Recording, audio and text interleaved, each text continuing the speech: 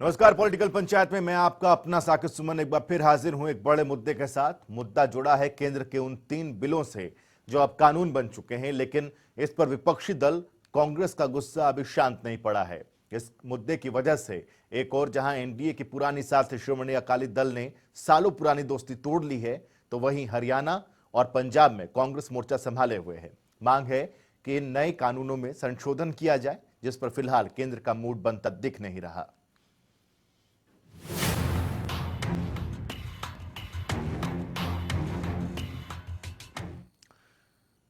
दिल्ली में राजपथ पर जो हुआ वो आमतौर पर होता नहीं है। नए कृषि कानूनों के विरोध में राजपथ पर आगजनी की गई। हरियाणा में विपक्षी दल कांग्रेस का जोरदार विरोध देखने को मिला। राज्यपाल को ज्ञापन सौंपा गया। केंद्र की सत्ता पक्ष पर जमकर प्रहार किए गए, तो प्रदेश में सत्ता के साझेदार जेजेपी को इस बात के लिए उकसाने की कोशिश की गई कि वो इस मुद्दे पर समर्थन वापस ले। कृषि कानूनों के सहारे विपक्ष प्रदेश के किसान का समर्थन और सहानुभूति कमाने का कोई भी मौका नहीं छोड़ना दिखता। आप देखिए रिपोर्ट, समझिए पूरी स्थिति।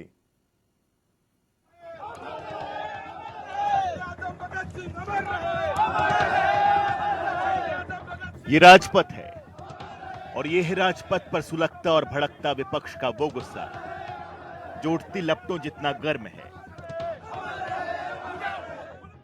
और जिसके काले धुएं के जैसा बताया जा रहा है नई कृषि कानून को।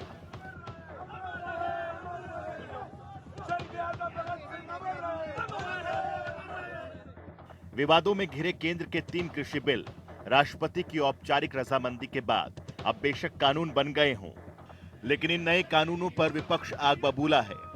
कहा जा रहा है ये कानून इस कृषि प्रधान देश पर किसी कालिक से कम, तो इस पर केंद्र ने पुनर्विचार क्यों नहीं किया और इस पर किसान संगठनों का रोष केवल कुछ चुनिंदा राज्यों तक ही क्यों केंद्रित होकर रह गया है।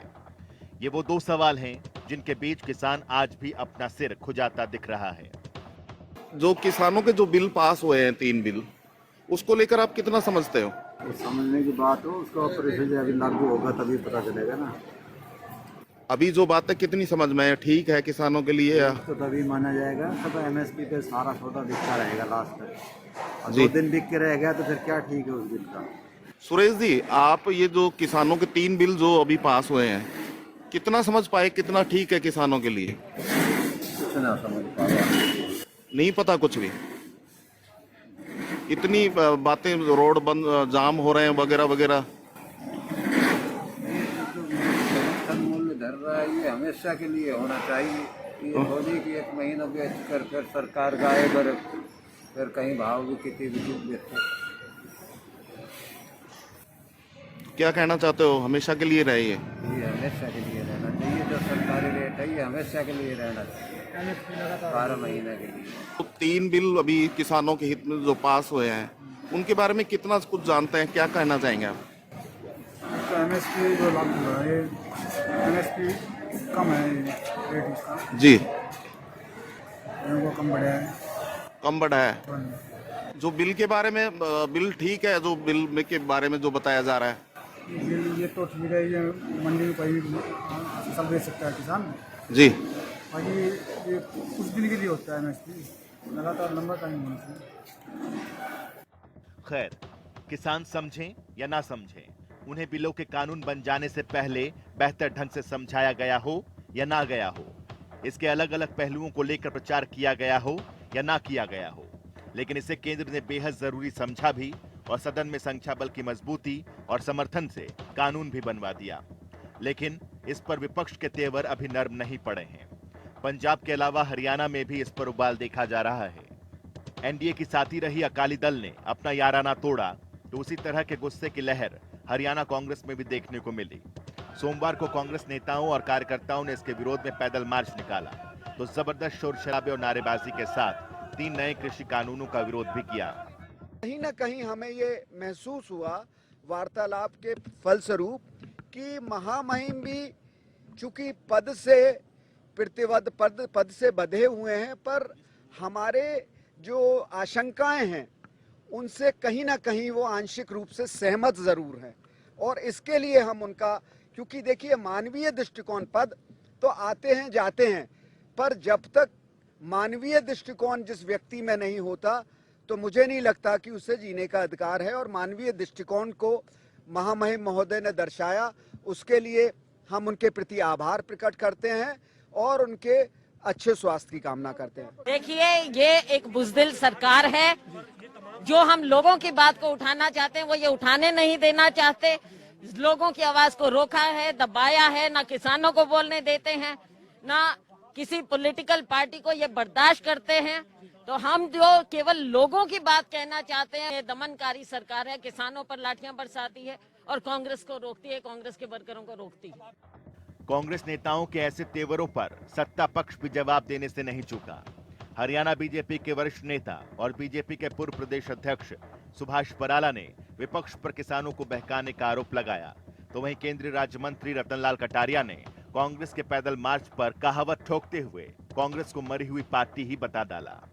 कहावत चलती है कि रास्ता भूले डूमनी गावे उत्पताल।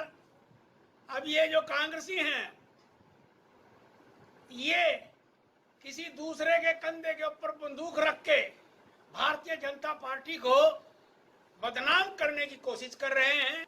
मैं कुमारी शैलजा जी तक ये बात पहुंचाना चाहता हूं कि आप चाहे कितना जोर लगा लें, हरियाणा प्रदेश के अंदर इस मरी हुई कांग्रेस में जान नहीं पड़ सकती, नहीं पड़ सकती, नहीं पड़ सकती। धान की फसल की कटाई शुरू हो चुकी है। मंडियों में भी धान की आवक शुरू हो चुकी है और 26 सितंबर से सरकार की खरीद भी प्रदेश की मंडियों में शुरू हो चुकी है। मैं आपके माध्यम से हमारे किसान भाइयों को कहना चाहूँगा कि हम आपकी समस्या का तो समाधान कर सकते हैं और किया भी है, लेकिन जो किसान के नाम पर राजनीति कर रहे हैं, गंदा खेल खेल रहे हैं, उस बात का इलाज भारतीय जनता पार्टी की सरकारों के पास नहीं है। उसका इलाज अगर है तो केवल वो इलाज जनता के पास है और आंदोलन को भटकाने का काम भी किया जा रहा है। प्रदेश की बीजेपी सरकार भले ही विपक्ष की मंशा पर सवाल उठा रही हो, बेशक उन पर किसानों को बहकाने और भड़काने का आरोप लगा रही हो, लेकिन विपक्षी दल कांग्रेस को इसमें भी सियासी स्कोप नजर आ रहा है। शायद तभी सूबे के पूर्व मुख्यमंत्री भूपेंद्र हुड्डा सत्ता के साझेदार जेजेपी को किसानों की दुहाई देकर सत्ता से अलग होने का ताना देने से नहीं चूके।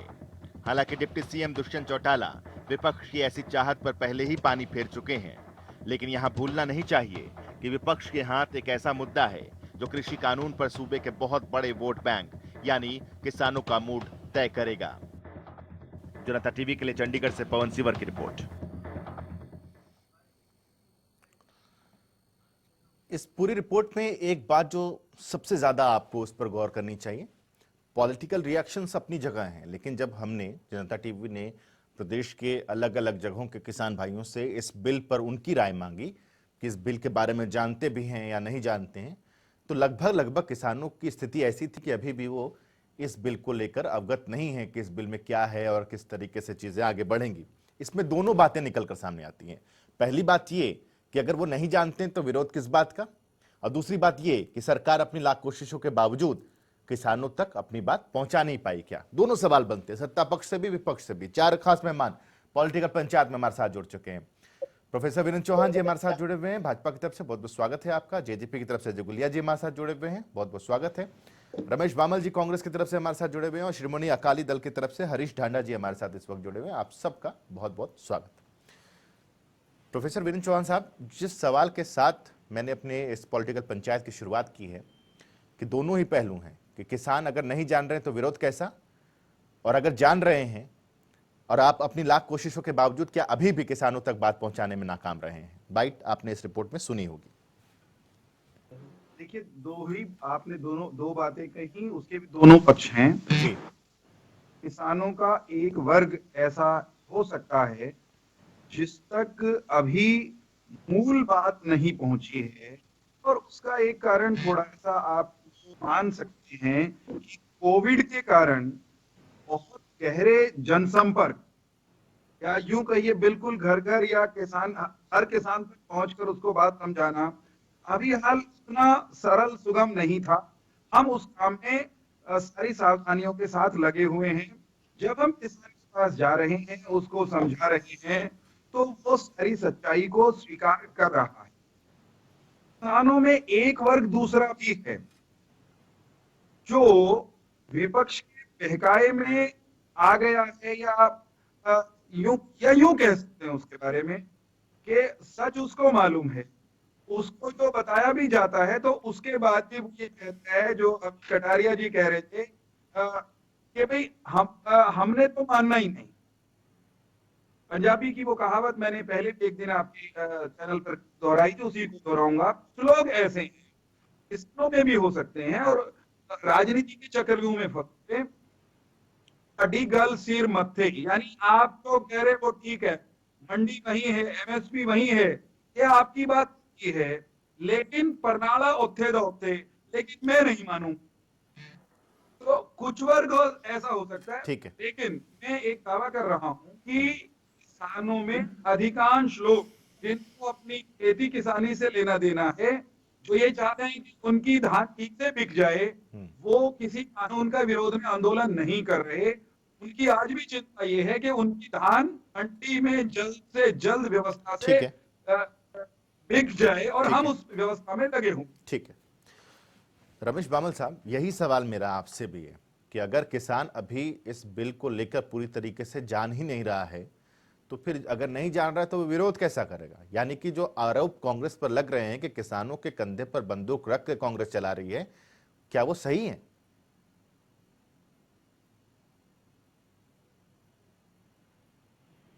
तो मैं आपको मेरी एक बात कह दूं कि कांग्रेस पार्टी वचनबद्ध है, सत्ता में आते ही तीनों अध्यादेशों को रद्द कर देगी। यदि भारतीय जनता पार्टी ने इन जैसे 370 वापस करना चाहते हैं। नहीं, ये दूसरी बात, बामल साहब, ये वचन किसने दिया? आपकी बात, ये वचन किसने दिया है? ये वचन दिया ये किसने? कांग्रेस पार्टी। नहीं, रमेश बामल ये वचन दे रहे। रमेश बामल को मैं कांग्रेस समझ लूं क्या? कांग्रेस पार्टी का, नहीं। कांग्रेस पार्टी का मैं जो कुछ भी बोलता हूं, जो कांग्रेस पार्टी की तरफ से बोल रहा हूं, कहीं तो कोई ऑफिशियल, कहीं तो ऐसा कोई ऑफिशियल स्टेटमेंट होगा ना, किसी ने ट्वीट किया हो, बिल्कुल किसी ने बयान दिया हो। ऑफिशियल स्टेटमेंट है। किसका? मैडम शैलजा जी ने, तो शैलजा जी कर देंगे क्या इसको? बोला है। नहीं, शैलजा जी करवा देंगे क्या इसको? शैलजा जी बिल्कुल प्रदेश जी, अध्यक्ष के अलावा क्या है? बिल्कुल जी, प्रदेश अध्यक्ष के अलावा क्या है कुमारी शैलजा जी? ये कुमारी शैलजा जी की जो स्टेटमेंट है, बामल साहब, बामल साहब, बामल साहब, बामल साहब, बामल साहब, निर्देशों पर है। रमेश बामल जी, हाँ जी। हरियाणा के विधानसभा में होगा क्या ये? हरियाणा के विधानसभा में आप इसको रद्द करवा देंगे? आपकी हरियाणा में सरकार बन जाएगी, या केंद्र में बनेगा तभी होगा? और केंद्र में बनेगा तो राहुल गांधी बोले ना इस पर, फिर राहुल गांधी कहें कि हम वचनबद्ध हैं कि हम इसको खत्म कर देंगे। तो जरूरी नहीं है कि स्टेट सरकार कुमारी शैलजा को हम कांग्रेस मान ले, माने वो अपना बिल पास कुमारी कर शैलजा सकती को है। कांग्रेस मान ले, मैं आपको बता दूं कि Congress is equal to Kumari Selja and Kumari Selja is equal to Congress. No जी, मैडम कुमारी शैलजा जो बोलते हैं, जो हमारा शीर्ष नेतृत्व है, उनके निर्देशों के मतलब ऊपर चलती है आपकी कांग्रेस। बात को हम वचन मान और लें। शीर्ष- बीजेपी जब बार बार कह रही है, प्रधानमंत्री कह रही है, तब आप उनकी बात को वचन नहीं मानेंगे, तब आप कहते कानून बनाओ, तब आप कहते कानून बनाओ, और आप कह रहे हैं कि हमने कह दिया तो वचन मान लीजिए इसको। मतलब आप कोई अलग गंगा में नहाए क्या? हाँ जी, बीजेपी कहती है, दोबारा बोले। बीजेपी कहती है, प्रधानमंत्री कह दिया, मुख्यमंत्री कह चुके हैं, देश के बड़े बड़े मंत्री कह चुके हैं कि एमएसपी कहीं नहीं जाने वाली, लेकिन आप कहते हैं इनकी बात को हम कानून कैसे माने, कानून बनाओ। आप कहते हैं कुमारी शैलजा ने कह दिया तो हम वचनबद्ध हैं। मतलब कुमारी शैलजा का स्टेटमेंट, कुमारी शैलजा का स्टेटमेंट है, मान लिया जाएगा, लेकिन प्रधानमंत्री बोल दे, मुख्यमंत्री बोल दे, गृह मंत्री बोल दे, रक्षा मंत्री बोल दे, बड़े से बड़े मंत्री बोल दे, कृषि मंत्री बोल दे, तो भी आप कहेंगे कानून बनाओ। कांग्रेस पार्टी कभी झूठ की राजनीति नहीं करती, वचनबद्ध है। जो कहते हैं आज तक वो करते आए हैं। नहीं तो ये तो सुमन जी, बीजेपी मैं भी बता कहेगी दूं आपको, और हम भारतीय जनता पार्टी से भी यही डिमांड करते हैं ठीक है। कि एमएसपी की गारंटी दे दे और मंडियां ठीक है रमेश बामल जी, आपके पास काम लौटते करती हैं, रहेंगी। आपके पास लौटेंगे, आपके सुमन पास जी, लौटते हैं, लौटता हूं आपके पास। एक बार हरीश झांडा जी के पास चलते हैं। मेरा जवाब लीजिए। ठीक है। पहले। हम ये कहते हैं रमेश बामल जी, एक सेकंड होल्ड कीजिए, एक सेकंड। एमएसपी की गारंटी दे। रमेश बामल जी, और ठीक है, मंडियां ठीक exist ठीक करती ठीक है, रहेंगी, क्योंकि इन्होंने आप कानून में आइएगा, लिखा है आप आइएगा, कि ये मंडियां खत्म हो जाएंगी। रमेश बामल जी, तो जब आप सत्ता में आएंगे तो आप ये क्यों कह रहे हैं कि तीनों बिलों को हटा देंगे? आप ये कह देंगे हम चौथा लेकर के आ जाएंगे जिसमें एमएसपी की गारंटी हो जाएगी। आप कह रहे तीनों हटा देंगे? हमने ये भी स्टेटमेंट दिया था कि आप चौथा बिल लेके आइए। तो अभी तो आप कह रहे हैं, गारंटी दिए। अभी आप कह रहे हैं, सुमन की पूरी बात बोलने ही नहीं दे रमेश रहे। बामल जी, आप मुझे अभी एक्सप्लेन करने अभी देंगे। आप ये कह रहे हैं, हमने बोला कि नहीं, हम भारतीय जनता पार्टी को ही कह रहे हैं कि आप रमेश बामल चौथा जी, बिल लेके आए, रमेश बामल जी, एमएसपी की गारंटी दे, रमेश और बामल जी, मंडियां कंटिन्यू काम रमेश करेंगी, जी, और इनकी जो सेल होगी, जो अपना जो अनाज ठीक, बेचेंगे किसान, ठीक, वो मंडी में ठीक, बेचेंगे। आप गारंटी दे इस चीज ठीक की। है, ठीक है, ठीक है। हमारे चौथे गेस्ट मंडी वही है, हरीश ढांडा जी एमएसपी वही से है, संपर्क टूटा है। ठीक है प्रोफेसर और विनय ये चौहान, झूठा भय दिखाने ठीक में है लगे प्रोफेसर हैं किसानों साहब, को। ठीक है। अजय गुलिया जी के पास चलते हैं। गुलिया जी, क्या आपको नहीं लगता ऐसा कि आप पे दबाव बहुत ज्यादा अननेसेसरी या नेसेसरी, जैसा भी आप कह लीजिए, वो बनाया जा रहा है कि दुष्यंत इस्तीफा दे दें, क्योंकि अब श्रोमणी अकाली दल की तरफ से इस्तीफा दे दिया गया है, किसानों की बात वो कर रहे हैं। हालांकि दुष्यंत ने ये कह दिया कि किसानों के साथ कभी अनदेखी या ज्यादती हुई तो सबसे पहले मैं इस्तीफा दूंगा, लेकिन फिर भी लगातार लगातार लगातार चाहे वो इनेलो हो या कांग्रेस ये कह रही है कि दुष्यंत इस्तीफा दे दें। वजह क्या है? नहीं देखिए ताकत भाई, एक चीज स्पष्ट है, जो व्यक्ति काम कर, जो सरकार काम कर रही है जी, ये इस प्रकार के कांग्रेसी नेता आरोप उन्हीं के ऊपर लगाने का काम कर रहे हैं। जी प्रोफेसर विनय चौहान जी, क्या जी आज हमारे संवाददाता पवन सिवर ने खास बातचीत की किरण चौधरी से, वो ये कह रही हैं कि बड़ौदा में देख लीजिए इनको विरोध का सामना करना पड़ रहा है। बड़ौदा में किसान जो है वो अर्धनग्न प्रदर्शन कर रहे हैं। बड़ौदा में किसानों ने प्रदेश के कृषि मंत्री को काला झंडा दिखा दिया। क्या आपको लगता है कि इसका पहला जो लिटमस टेस्ट हो जाएगा इन तीनों बिलों का, जब ये बड़ौदा उपचुनाव होगा, वही सबसे पहला टेस्ट हो जाएगा कि वहां पर, जो कि हरियाणा और पंजाब में खास तौर पर किसानों का प्रोटेस्ट सबसे ज्यादा देखने को मिल रहा है, तो क्या आपको पहली परीक्षा आपकी इस 3 बिल के बाद बड़ौदा उपचुनाव है? हरीश ढांडा जी, जो कि श्रोमणी अकाली दल की तरफ से हमारे साथ जुड़े हुए हैं। ढांडा साहब, आपसे सवाल है कि हरियाणा के कैबिनेट मंत्री हैं कंवरपाल गुर्जर, उन्होंने कहा है कि बड़ा पछताओगे, हमसे अलग हुए हो, विधानसभा चुनाव में बहुत पछताओगे। ये तो एरोगेंस है। Through out Akali Dal BJP को इम्प्रेस करता रहा है कि स्टेक होल्डर से आप मीटिंग करके उनकी एप्रीहेंशन दूर कीजिए, लेकिन जब सुनने को तैयार नहीं, किसी से बात करने के लिए तैयार नहीं। ये समझते नहीं है कि पंजाब और हरियाणा का इतिहास कुछ अलग। 60 साल से पंजाब हरियाणा में एमएसपी से प्रोक्योरमेंट होती है। पंजाब में 95% लोगों को रीच आउट करती हैं प्रोक्योरमेंट में, और हरियाणा में तकरीबन 70%। पंजाब का 89% प्रोक्योर होता है, हरियाणा का 85% राइस। पंजाब की कनक 72% प्रोक्योर होती है, हरियाणा की 80%। यूपी में जो रीच आउट है प्रोक्योरमेंट की वो 3.6% है, वेस्ट बंगाल की 7.3%, बिहार की 1.7%। अब दिक्कत क्या है? दिक्कत सुमन जी ये है कि हिंदुस्तान में जो पर कैपिटा पल्स की प्रोडक्शन थी 25 किलो से कम होकर 13 किलो। शांता कुमार जी ने एक रिपोर्ट दी है इस सरकार, पहली सरकार आने के बाद, उसमें उन्होंने एफसीआई के रोल को श्रिंक करने की प्रपोजल दी। उन्होंने बोला है कि एफसीआई है, अब वो पीछे हट जाए प्रोक्योरमेंट के लिए, स्टेट एजेंसीज करेंगी। और ये भी किया है कि स्टेट एजेंसीज सीधा भेजेंगी दूसरी स्टेट्स को, और जो गवर्नमेंट पूल में आएगी वो एफसीआई प्राइवेट एजेंसीज के थ्रू रखेगी। अब यही दिक्कत नहीं है, दिक्कत हमारे ये भी है कि आए ना आए, ये आने समय में पब्लिक डिस्ट्रीब्यूशन सिस्टम को खत्म कर दे, वो भी प्रपोजल है। फार्मर पंजाब का डरा हुआ है। इस साइकिल में कनक और धान की में गवर्नमेंट ऑफ इंडिया ने इनको बांधा हुआ है 1960 से। अगर आज ये चेंज कर दें, फार्मर को ये बहुत बड़ा डर है कि ये कहीं ना कहीं प्राइवेट मार्केट्स को लाके जो पीएमसी के थ्रू बिकती है उसको रिड्यूस करेंगे, ये अपनी प्रोक्योरमेंट पॉलिसी को डाइल्यूट करेंगे। और गवर्नमेंट को दिक्कत क्या है कि वो विश्वास दे दें इसके बीच में लिख रहे हैं कि हम प्रोक्योरमेंट जो है आज की उसको कम नहीं करेंगे, क्योंकि हम देखते हैं कि एमएसपी तो कई और चीजों पे भी आती है। धान और कनक के बिना कोई प्रोक्योर नहीं होता, वो एमएसपी से नीचे बिकती है, प्राइवेट लोग माल खरीद रहे हैं। ये कांग्रेस भी अब झूठा शोर डाल रही है।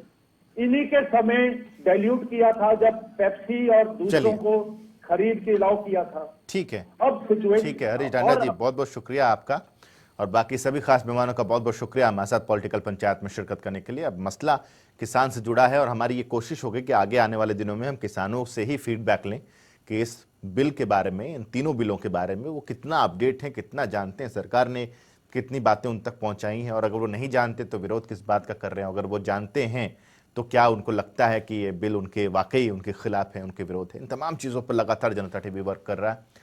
आप तक ग्राउंड जीरो से तमाम रिपोर्ट्स भी हम रखेंगे। फिलहाल आज की पेशकश में बस इतना ही। छोटा सा ब्रेक, खबरों का सिलसिला लगातार जारी रहेगा।